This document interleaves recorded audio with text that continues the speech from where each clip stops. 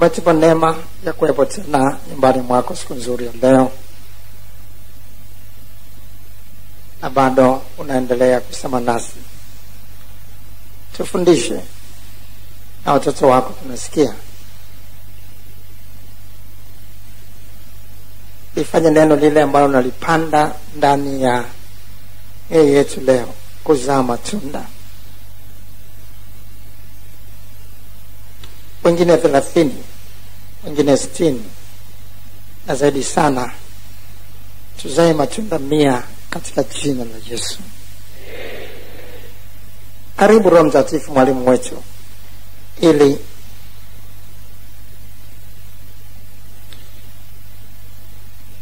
utupe kuyafahamu yanayotupasa kuyafahamu, ambayo yatatufanya kuwa washindi katika safari tuliomo sasa, katika jina la Yesu. Amen.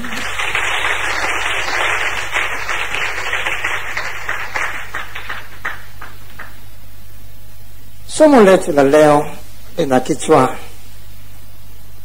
Ukristo. Unaweza kuweka alama ya nukta 2 hapo, nukta 1 juu, nukta nyingine chini, au Kiingereza tunasema colon.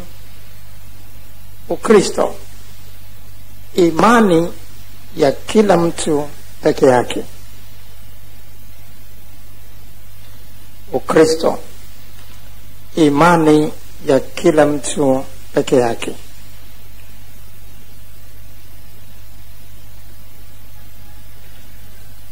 Ni muhimu kwa kila mmoja wetu kufahamu na kujikumbusha kwamba imani ya Ukristo au imani ya wokovu ni imani ya kila mtu peke yake. Ni imani ya kila mtu peke yake. Tangu mwanzo wa imani hii, tunaingia katika imani hii kila mmoja peke yake, na tunaishi imani hii kila mtu peke yake. Sio imani ambayo tunaingia kwa makundi, na vile vile sio imani ambayo tunaishi kwa makundi.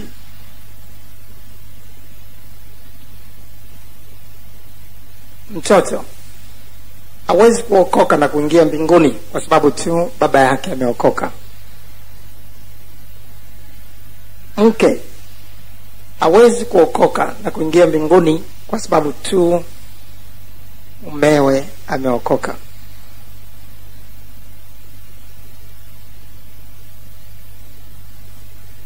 Na familia nzima inaweza kuwa inakuja kanisani kama hivi, lakini wengine ni wasindikizaji tu.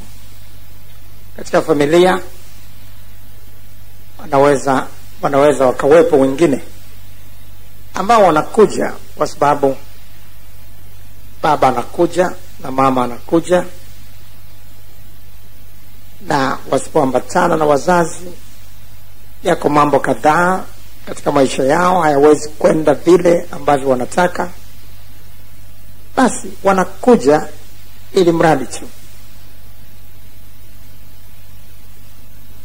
Ingawa ni mapenzi ya Mungu kwamba tuokoke pamoja na nyumba zetu, lakini hilo haliji automatic, kwa sababu katika mpango wa Mungu ni kila mtu anatakiwa peke yake kufanya uamuzi wa kuingia katika imani ya wokovu, na hata baada ya kuingia katika imani hiyo ya wokovu, bado kuishi imani hiyo. Kila mmoja hana budi kuwa peke yake.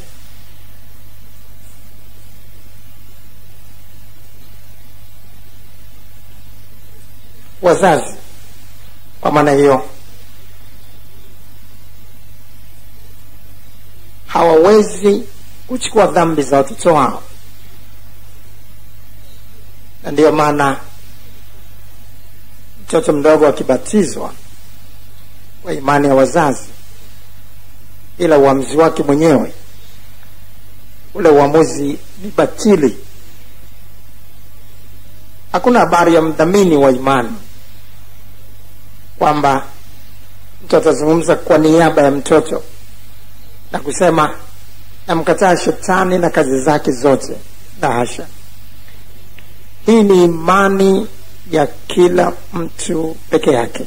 Lazima huyo mwenyewe atoe uamuzi mwenyewe. Warumi sura ile ya 10. Warumi sura ile ya 10.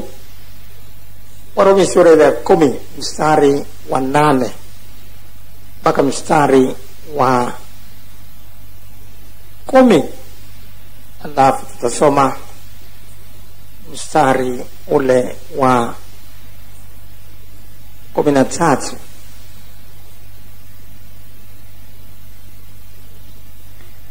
Warumi sura ile ya 10 mstari wa 8 mpaka mstari wa 10. Alafu tutasoma mstari wa 13. Lakini yanenaje? Yani maandiko yanasemaje? Ile neno li karibu nawe, katika kinywa chako na katika moyo wako.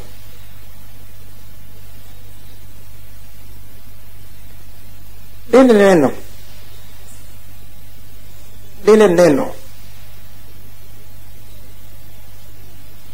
li karibu nawe, katika kinywa chako na katika moyo wako. Angalia, lile neno li karibu nawe, haisemi li karibu nanyi.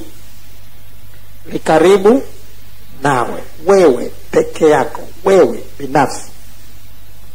Katika kinywa chako, sio katika vinywa vyenu, katika kinywa chako na katika mioyo yenu. Inasema hivyo? Inasemaje? Na katika moyo wako. Yani ni lile neno la imani tulihubirilo. Kwa sababu ukimkiri Yesu kwa kinywa chako, inasema mkimkiri Yesu kwa vinywa vyenu. Inasemaje? Ndio. Hata kama tumekuja kifamilia, hata kama tuko kikundi, tuko wengi, lakini hii sio imani ya kundi, ni imani ya kila mtu peke yake. Kinywa chako, moyo wako. Kwa sababu ukimkiri Yesu kwa kinywa chako ya kuwa ni Bwana na kuamini moyoni mwako, bado ni mwako, ya kuwa Mungu alimfufua katika wafu, sio mtaokoka. Inasemaje? Utaokoka. Ndio. Mstari wa 13. Kwa kuwa kila, maana yake kila mtu atakayelitia jina la Bwana ataokoka. Ni swala la kila mtu peke yake. Ndio maana maandiko yanaeleza kwa msisitizo tena na tena kwamba wazazi hawatachukua dhambi za watoto wao, wala watoto hawatachukua dhambi za wazazi wao. Kumbukumbu la Torati sura ya 24 mstari wa 16. Kumbukumbu la Torati sura ya 24 mstari wa 16.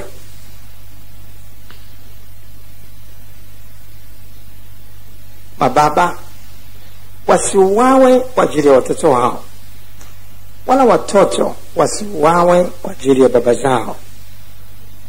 Kila mtu na auawe kwa ajili ya dhambi yake mwenyewe. Yeremia sura ya 31 mstari wa 29 mpaka mstari wa 30. Yeremia 31.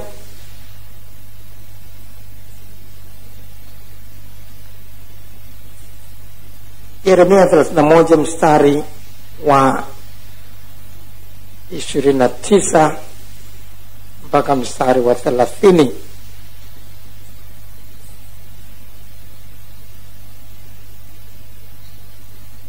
Hapa tunasoma, siku zile hawatasema tena, baba za watu wamekula zabibu kali na meno ya watoto wao yametiwa ganzi.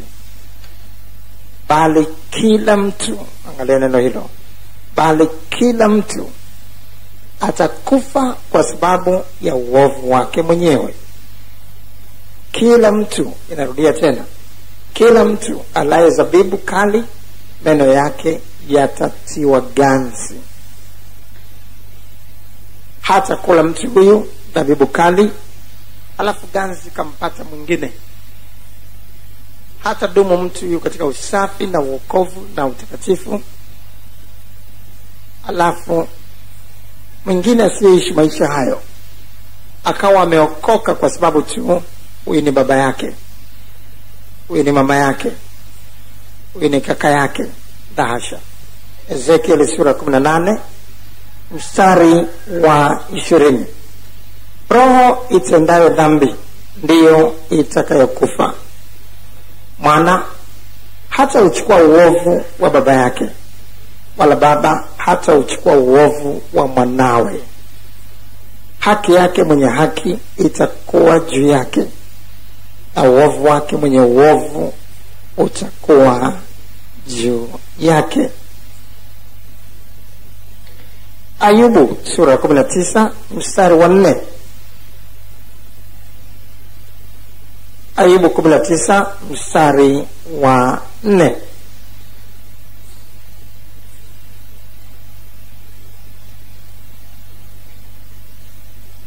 Ayubu sura 19 mstari wa 4. Ingawaje nimekosa, kosa langu hukaa kwangu mwenyewe. Ingawaje nimekosa, kosa langu hukaa kwangu mwenyewe. Wagalatia sura 6 mstari wa 5. Wagalatia 6 mstari wa 5.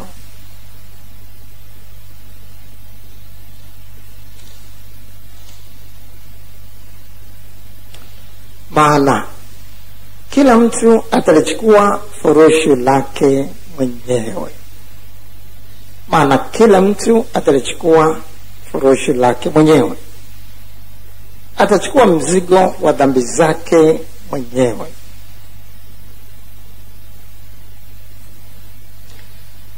Naweza kuona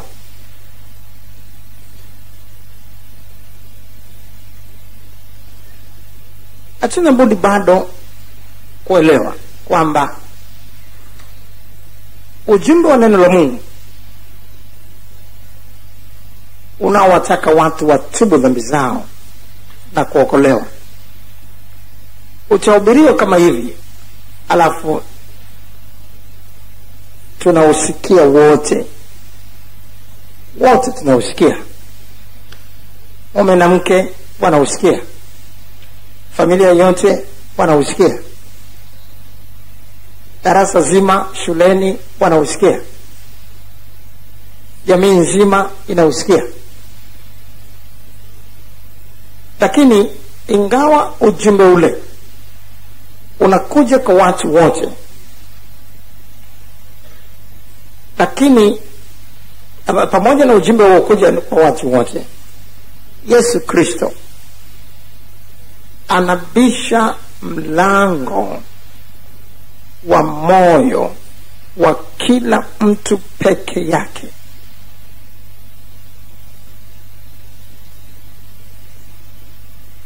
Ujumbe unakuja kwa wote, tunausikia wote, lakini Yesu anabisha mlango wa kila mtu binafsi. Halafu anaangalia utayari wake. Je, yuko tayari kumfungulia mlango Yesu? Mwingine anakuwa tayari kumfungulia, mwingine anakuwa hayuko tayari kumfungulia. Yule anayekuwa tayari kumfungulia ndiye ambaye anapata kibali cha Mungu. Yesu anaingia ndani ya moyo wake. Ufunuo wa Yohana sura ya 3 mstari wa 19 mpaka mstari wa 20. Ufunuo wa Yohana sura ya 3 mstari wa 19 mpaka mstari wa 20. Ufunuo wa 3:19 mpaka 20. Wote wanafikishiwa ujumbe wa toba. Wote ni wapendao mimi na wakemea na kuwarudi. Ujumbe wa toba unakuja kwa wote. Makemeo yanakuja kwa wote. Lakini angalia maneno yanayofuata. Basi uwe na bidii ukatubu. Mwanzo ameanza kuzungumzia juu ya wote ambao wanapelekewa ujumbe wa toba, wanapelekewa ujumbe wa makemeo na makaripio. Lakini hasemi muwe na bidii mkatubu. Hakuna kutubu kwa kundi, kuna kutubu kwa kila mtu binafsi. Toba haifanyiki kwa kundi, toba inafanyika kwa kila mtu binafsi. Wote, anaanza na wote, angalia kwa makini, ni wapendao mimi na wakemea na kuwarudi. Basi uwe na bidii ukatubu. Ujumbe umekuja kwa wote, ujumbe umekuja kwa kundi zima. Lakini mtu mwingine anaangalia kushoto kwake kwanza. Je, huyu anaenda kutubu? Anaangalia kulia kwake tena, huyu anaenda kutubu? Toba si kwa kundi. Ujumbe umekuja kwetu wote, lakini habari ya kutubu ni ya kwako binafsi. Basi uwe na bidii ukatubu. Tazama, nasimama mlangoni nabisha.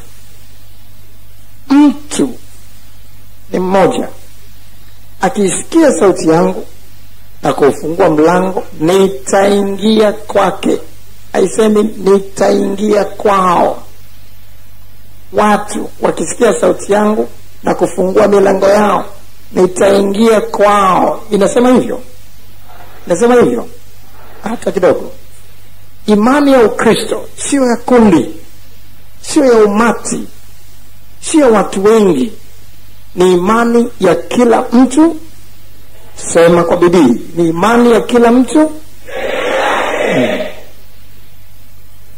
Mtu akisikia sauti yangu na kufungua mlango, nitaingia kwake, nami nitakula pamoja naye. Haisemi nitakula pamoja nao, inasema nitakula pamoja naye, na yeye pamoja nami, sio na wao pamoja nami. Unaweza kuona?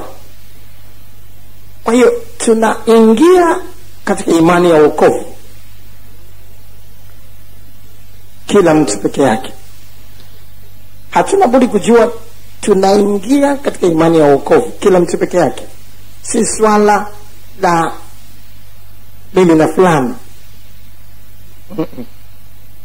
Kwa sababu kila mtu atachukua furushi lake mwenyewe.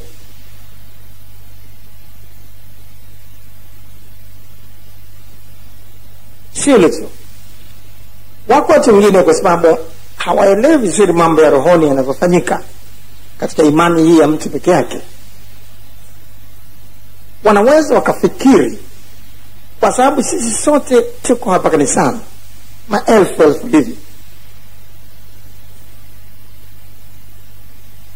sisi wote labda ni washirika, tuna namba za zaka, tunakuwa hapa kanisani, tunasikia, unaona fulani nilikuwa naye siku ile katika ibada ile ya siku ile ya somo fulani.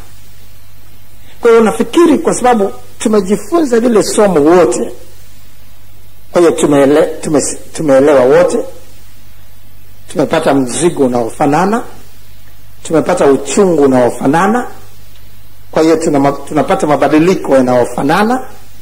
Kwa hiyo unawaza baada ya kujifunza tuliojifunza, kanisa lote tayari tumebadilika wote.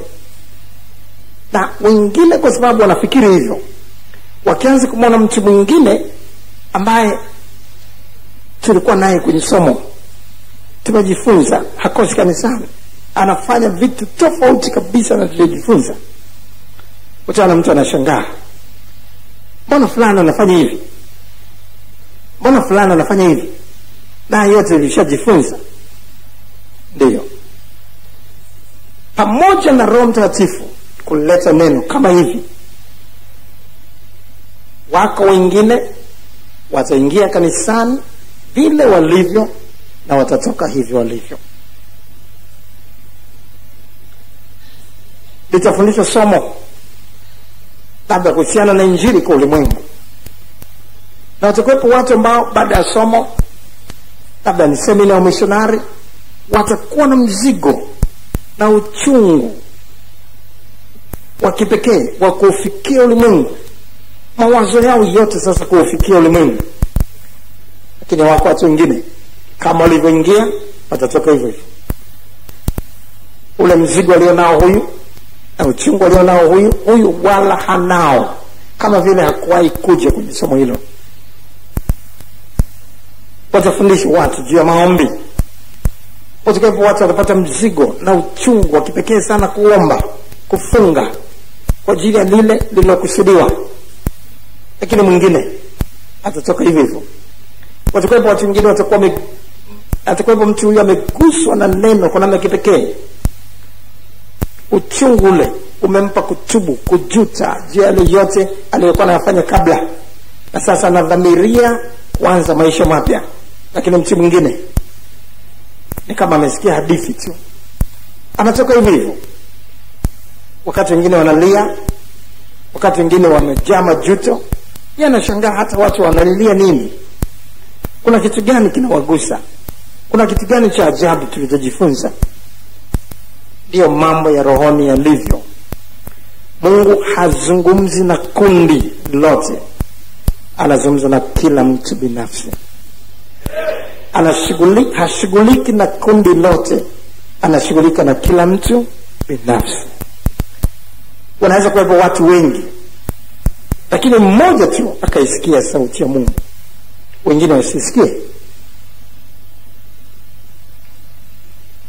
Unaweza kuwepo watu wengi, lakini mmoja tu ndio akapata maono, lakini mwingine asipate maono.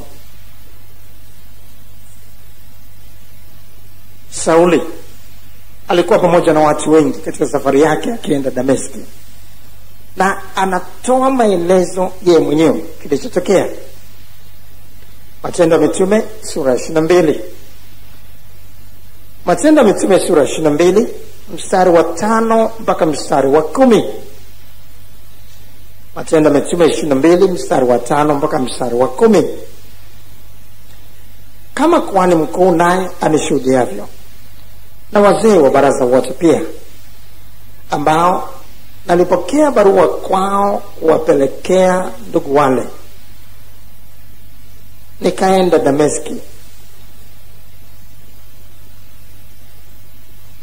Dameski ili niwalete wale waliokuwa huko hata Yerusalemu, hali wamefungwa ili waadhibiwe. Ikawa nilipokuwa nikisafiri, nikikaribia Dameski wakati wa dhuhuri, ghafla nuru kuu ilitoka mbinguni ikanimulikia pande zote. Nikaanguka nchi, nikasikia sauti ikiniambia, Sauli, Sauli, mbona unaniudhi? Nikajibu, wewe unani Bwana? Akaniambia, mimi ni Yesu Mnazareti ambaye wewe unaniudhi. Angalia kwa makini mstari wa 9 sasa. Na wale waliokuwa pamoja nami waliiona ile nuru, lakini hawakuisikia ile sauti ya yule aliyesema nami. Sema maneno hayo pamoja nami. Na wale waliokuwa pamoja nami waliiona ile nuru,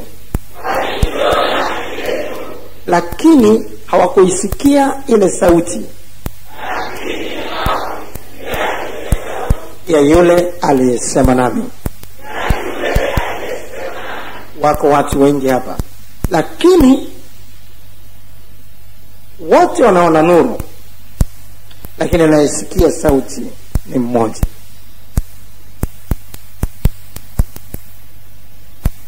Na Yesu anazungumza na yule mmoja, Sauli, Sauli, kwa kumtaja jina. Mbona unaniudhi? Wale wengine ile sauti hawaisikii.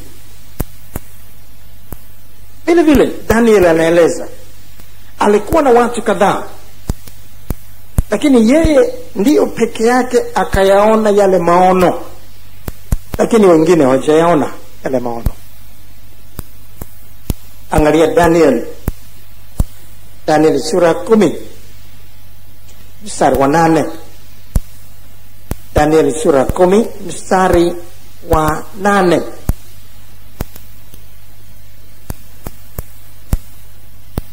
Daniel sura 10 mstari wa 8 tunasoma, basi nikaachwa peke yangu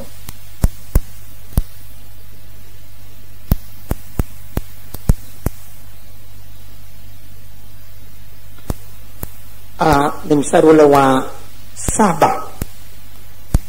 Daniel 10 mstari wa 7, sio mstari wa 8. Daniel 10 mstari wa 7.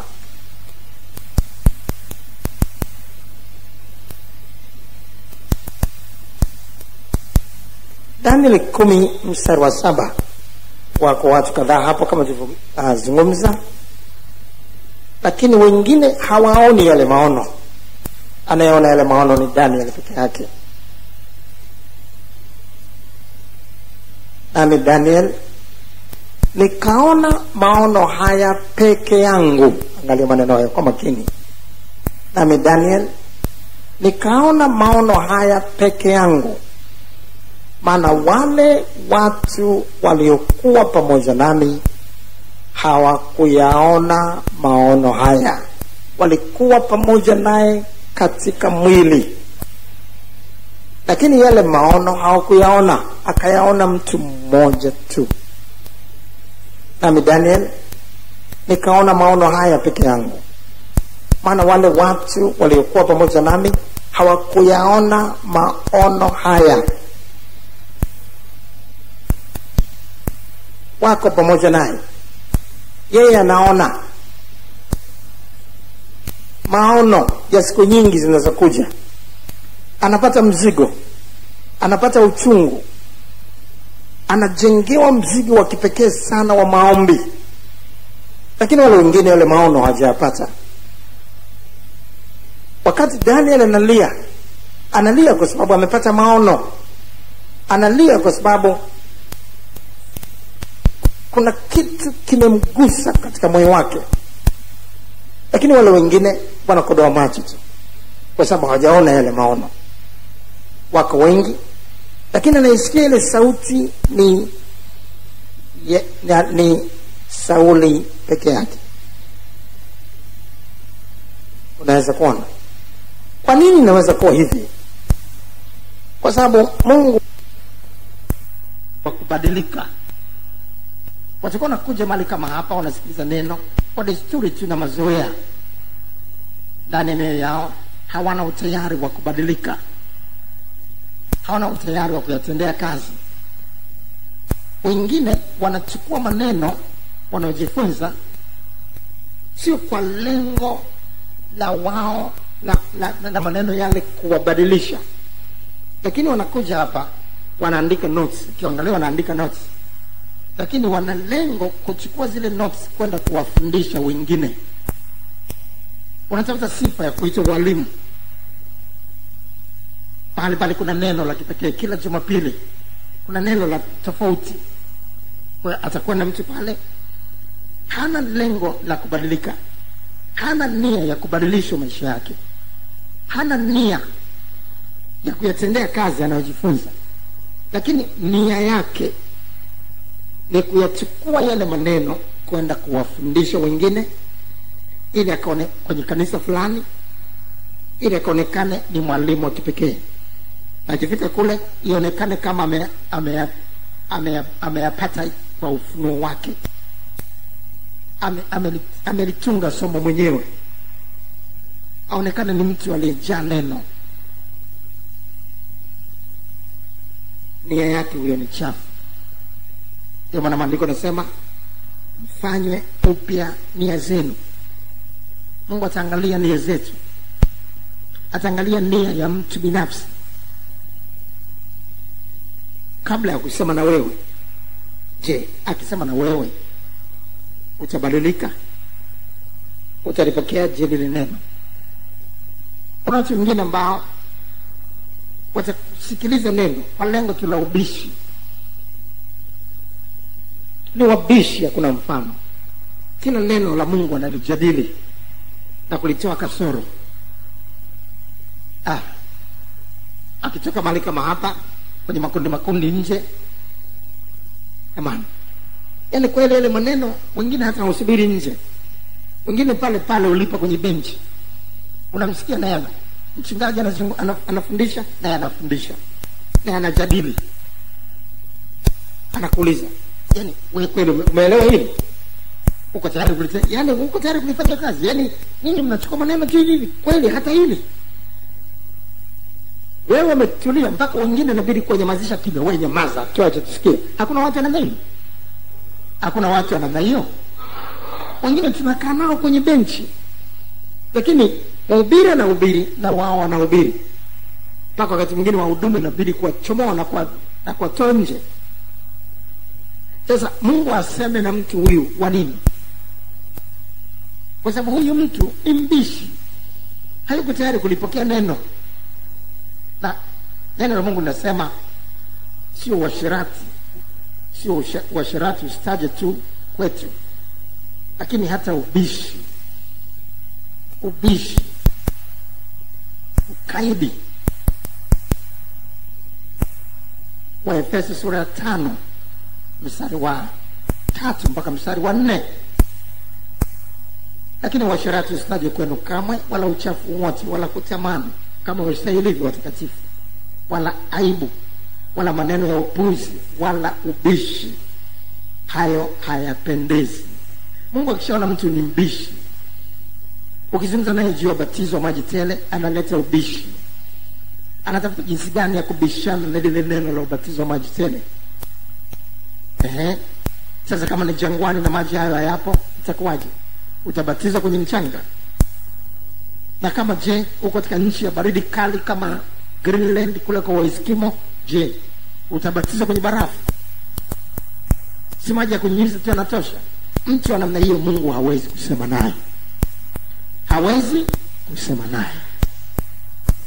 Ataingia, wengine wataguswa, wengine watapata yale maono, wengine watasikia sauti ile, lakini huyu atakuwa pamoja na hawa asisikie sauti. Atakuwa pamoja na hawa asipate yale maono.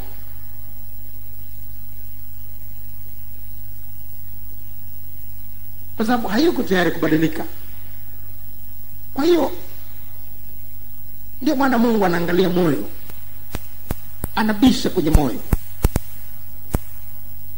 Je, nakwambia hivi na vile, badilika.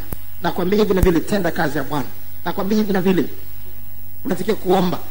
Nakwambia hivi na vile, wewe ni mtu umeokolewa, hutakiwi kuolewa na mataifa. Nakwambia hivi na vile.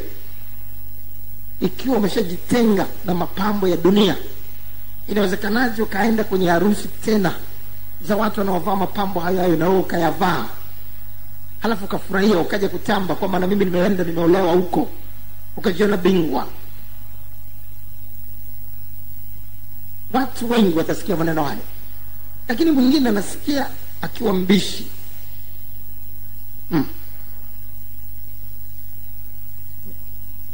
Yaani unajua neno ile tukilipata hivi lilivyo, nafikiri tutaolewa hapa. Unafikiri tutaolewa hapa? Hawa wanazungumza sababu wao wameshaoa. Huyo Mungu hawezi kusema naye. huyo hawezi kupata maono. Kwa hiyo usifikiri kwa sababu tumesikia wote tumepata maono wote.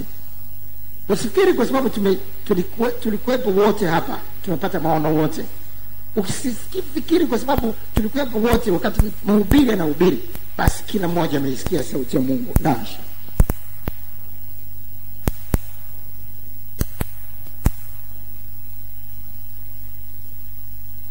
Kwa sababu hiyo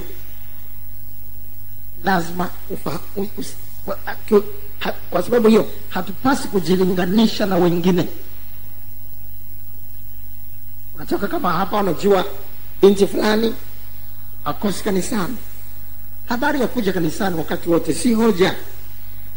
Hata shetani anakuja kanisani. Unafikiri shetani asali? Katika Ayubu sura ya 1 Biblia inazungumza kwamba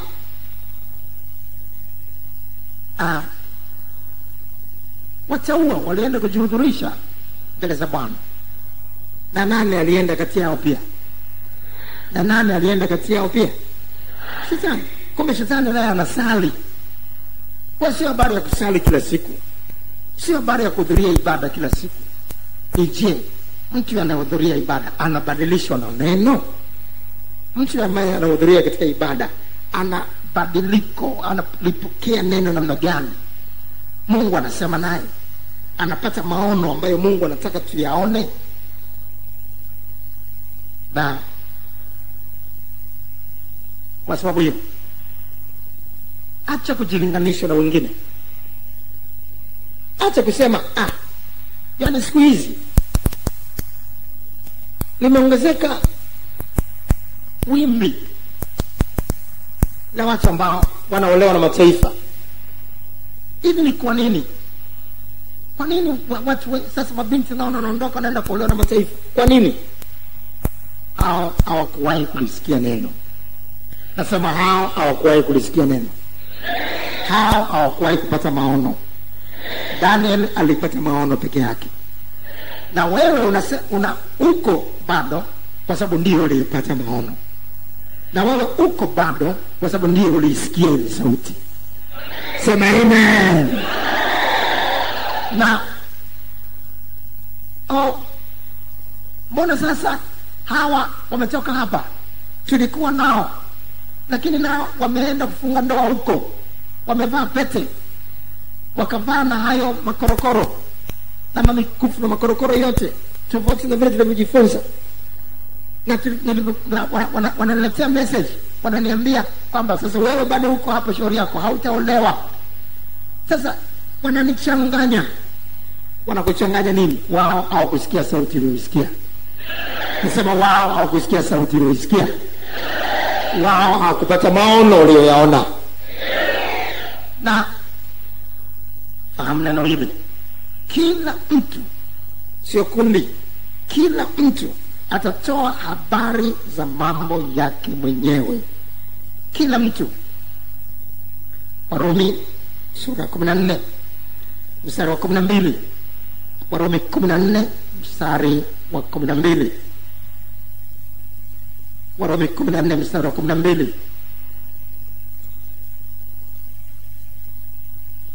Basi hivyo kila mtu miongoni mwetu atatoa habari zake mwenyewe mbele za Mungu. Achana na wale. Kila mtu atatoa habari za mambo yake mwenyewe. Wewe utatoa habari za mambo yao. Utatoa habari za mambo yako mwenyewe. Amen. Na kuna neno linazungumza juu ya kushuhudia. Unapata mzigo wa kushuhudia. Shuhudia mwenyewe. Kuna neno linalohamasisha maombi. Unapata uchungu na mzigo wa maombi. Unaona wengine hawaombi, lakini wale hawaombi. Yaani pamoja na wale hawafungi, wale alfajiri wala hawaamki kuomba. Omba mwenyewe. Hawakusikia neno ulilosikia. Hawakuona maono uliyoona wewe. Na kila mtu atatoa habari za mambo yake mwenyewe. Wakikushawishi, wakikuletea message hizo ili we kama wao, ondoa na namba hiyo ya simu. Nasema ondoa na namba hiyo ya simu. Kata mawasiliano nao. Biblia inasema juu ya mtakatifu mmoja katika Zaburi, mimi ni mwenzao, wale ambao wanayahofu maneno yako, wale ambao wanayatii maneno yako, mimi ndio mwenzao. Chuma usikae na watu ambao wameharibikiwa. Zaburi 37:37, mtu wa kumwangalia na kumfuata ni Yesu Kristo mwenyewe. Amen. Ni Yesu Kristo aliyeshinda. Usimfuate Yuda Iskariote ambaye ameshindwa. Amen. Yeyote aliyeshindwa ni mzungumzaji sana, anataka na waliobaki ndani washindwe kama yeye. Yeyote akitumbukia kwenye shimo, anataka na yule aliye juu amvutie shimoni. Usikubali. Nasema usikubali. Usikubali.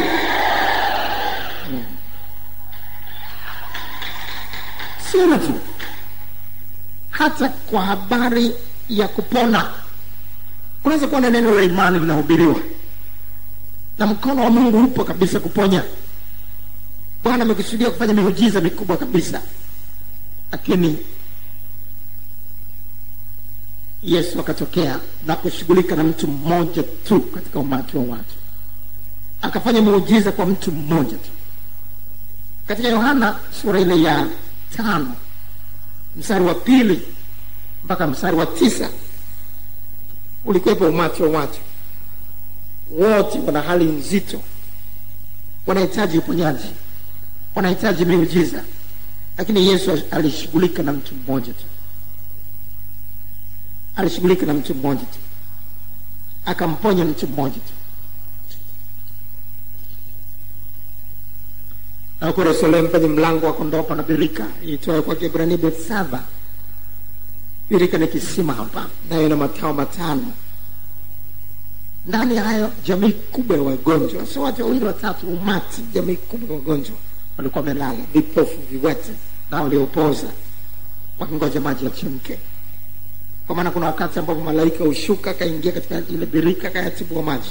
Basi aliingia wa kwanza baada ya maji kutibuliwa, akapona ugonjwa wote uliokuwa umempata. Na hapa palikuwa na mtu, kuna umati wa watu, lakini pana mtu mmoja. Mtu anatajwa tofauti na ule umati, ambaye amekuwa hawezi muda miaka 38. Yesu alipomwona huyo amelala na akijua kuwa amekuwa hali hiyo siku nyingi, alimwambia, wataka kuwa mzima? Awaambie ule umati, nyinyi wote mnataka kuwa wazima? Na hasha. Anamwambia mmoja tu. Yule mgonjwa akamjibu, Bwana, mimi sina mtu wa kunitia birikani maji yanapotibuliwa. Yule wakati ninapokuja mimi, mtu mwingine hushuka mbele yangu. Yesu akamwambia, simama, jitwike godoro lako uende. Maana yule mtu akawa mzima, akajitwika godoro lake akaenda. Umati wa watu, lakini anashirika na mtu mmoja tu. Kwa nini? Ziko sababu mbalimbali. Kuna watu wengine wanataka tu kuombewa wapone, lakini hawako tayari kushuhudia. Ukiambia kushuhudia, naogopa kamera, yani nimulike, alafu nikarushwe kwenye vipindi vya television kila mahali wanione nilikuwa naumwa. Ugonjwa usio mauti, bali ni ili mwana wa Mungu atukuzwe kwa huo. Kama haoni kuna mtu wa kumtukuza, anaweza kapita kwake akamwacha, asiwe na haja ya kumponya. Lakini huyu utaona mstari wa 15 ilikuwaje? Yohana 5:15, yule mtu akaenda zake akawapasha habari Wayahudi ya kwamba ni Yesu aliyemfanya kuwa mzima. Anaenda anapiga kelele, anaenda anashuhudia. Yesu aliliona tangu mapema. Wako watu wengine ambao wanataka tu kuombewa wapone, halafu endelee kufanya dhambi zao. Hawana nia ya kumfuata Yesu. Wanapenda miujiza na uponyaji wa Yesu, lakini hawapendi utakatifu wake. Wanaupenda udaktari wa Yesu, lakini hawampendi Yesu kama mwana wa Mungu. Hawampendi Yesu kama Mungu. Hawapendi kubadilisha maisha yao. Wanapenda miili yao ibadilishwe, iponywe, lakini hawapendi roho zao ziponywe. Anaweza kawapita watu hao, asishughulike nao. Kwa hiyo anaangalia kila mtu ikoje anapolisikia neno. Naweza kuona. Na kwa sababu hii kila mmoja katika safari yetu ya wokovu hatuna budi kujua hii ni imani ya kila mtu. Hii ni imani ya kila mtu. Hii ni imani ya kila mtu peke yake. Simama peke yako. Lile ambalo liko ndani mwako litendee kazi peke yako. Na katika Mathayo sura ya 14 mstari wa 22 mpaka 23 tunaona Yesu akiwaaga wanafunzi na kuwalazimisha wao kuwa na mzigo au kuwa na maono ya maombi. Umeshaona miujiza, unafurahia haone sasa tunaomba nini. Lakini Yesu anajua, ana mzigo, anajua kule mbele kutakuwa na mgogoro kabisa kwenye bahari. Kuna shetani amekusudia kuleta machafuko mazito na kuangamiza. Anawaeleza juu ya maombi, wala hawana mzigo wala hawana maono. Akawalazimisha waende zao, watangulie. Akabaki peke yake kuomba. Mara akawalazimisha wanafunzi wake. Mathayo 14:22 mpaka 23. Mara akawalazimisha wanafunzi wake wapande chomboni na kutangulia mbele yake kwenda ng'ambo. Wakati alipokuwa akiwaga makutano, naye alipokwisha kuwaga makutano, alipanda mlimani faragani kwenda kuomba. Na kulipokuwa jioni, alikuwa huko peke yake. Naweza kuona hivi vile katika Mwanzo sura ile ya 32, Mwanzo 32 mstari wa 7 mpaka 11, alafu 24 mpaka 29 tunaona habari za Yakobo. Tunajua alivyopata urithi wa mzaliwa wa kwanza badala ya Esau. Na Esau akawa na chuki naye, chuki nzito. Akawa amekusudia kumfanyia kisasi. Na akaambiwa katika mistari kwamba Esau anakuja na kundi kubwa kuja kukushughulikia. Na baada ya kupata maono hayo, akapata mzigo, akapata uchungu, akajua kabisa kwa nguvu zake hawezi kukabiliana na kundi la watu mamia linaloambatana na Esau kuja kumpiga vita. Akaamua kumwomba Mungu. Akaamua kufanya maombi. Na hatimaye katika mstari wa 24, Mwanzo 32 mstari wa 24,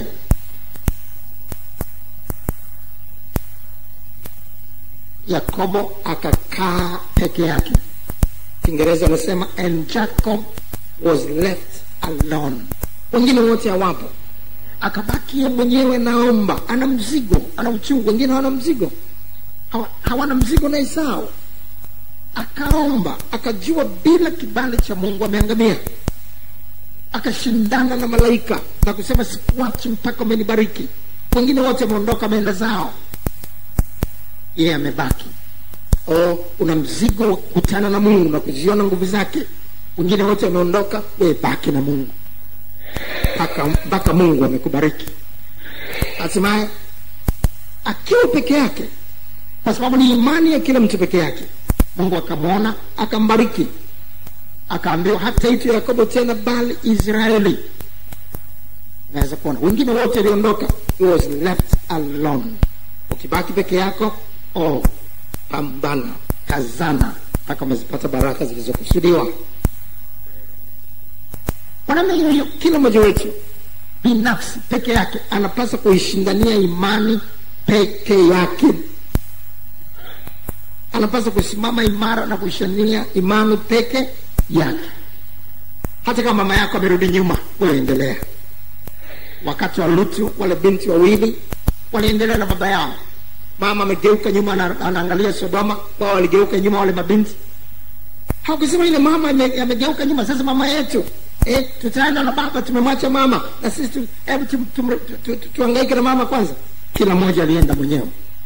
Nasema kila mmoja alienda mwenyewe. Simama peke yako. Simama peke yako. Nchi ilikuwa imevamiwa na imani ya Mabaali kila mahali. Lakini Elia akasema nimebaki peke yangu.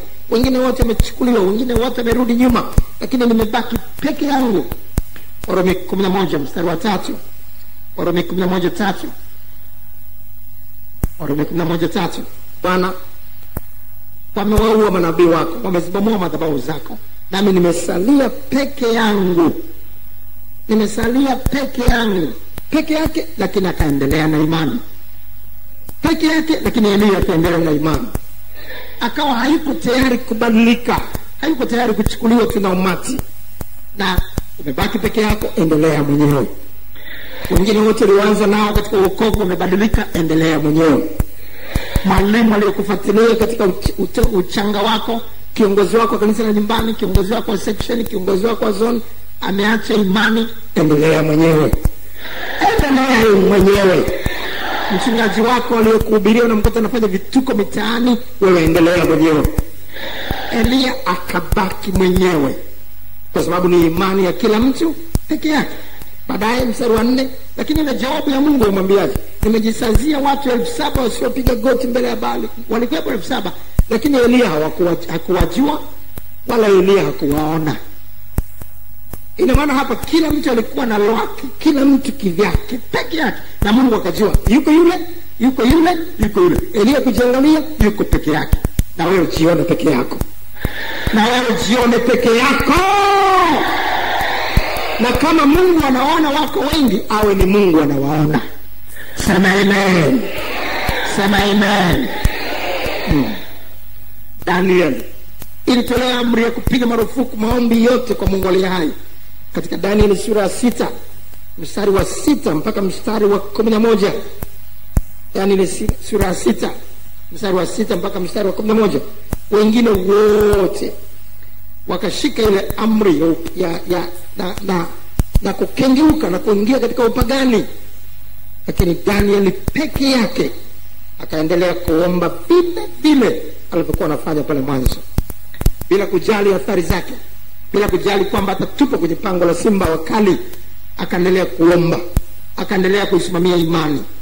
Na wewe umemaanisha kusimama imara katika imani, bila kujali mume wako atakuacha, bila kujali hiki kitakupata, utafutwa kazi, bila kujali utakosa hiki au kile. Umekazania bila kujali utatupa kwenye pango la simba. Umeishikilia imani. Wengine wote wamechuja viwango ili wasiwapate hayo. Wewe endelea. Wewe endelea. Ni imani ya mtu peke yake. Ni watenda kazi. Usifikiri kwa sababu wote ni watenda kazi. Unasikia, watenda kazi, mbona Jumamosi usiku hatuwepo siku hizi katika maombi na kujiandaa kwa ajili ya ibada? Wengine hawaji kuhudumu katika zamu zao. Wengine wanakuja tu asubuhi. Unaona watu wanakuja asubuhi, wewe njoo usiku katika maombi. Wewe fanya zamu yako mwenyewe. Kila mtu atatoa habari za mambo yake, atatoa habari za mambo yake. Haitakuwa kundi. Unaona wengine wanakuja asubuhi na wanakuja asubuhi. Unaona wanakwaya wengine hawaji mazoezi na huji mazoezi. Ndio wale wengine hawaji. Njoo mwenyewe. Njoo mwenyewe. Ni imani ya kila mtu. Ni imani ya kila mtu. Huo ndio Ukristo. Huo ndio Ukristo. Huo ndio Ukristo. Ni imani ya kila mtu. Sema kwa bidii, ni imani ya kila mtu. Ni imani ya kila mtu. Ni imani ya kila mtu. Baada ya neno hili, kuna mtu ambaye ameisikia sauti ya Mungu. Baada ya neno hili, kuna mtu ambaye amepata maono. Lakini wengine kama walivyoingia wametoka vile vile.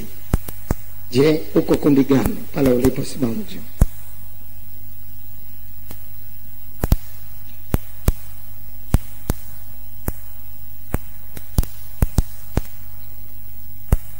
Kisha weka mikono yako juu sasa.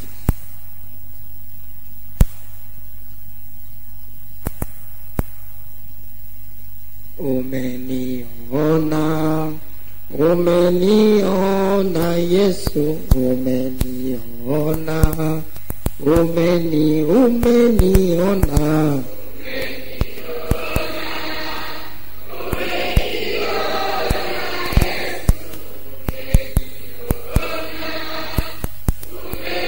Umeniona.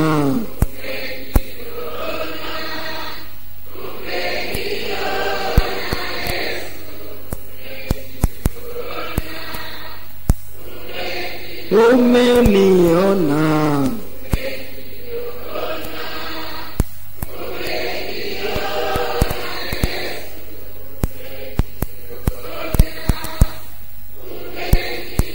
umeniona,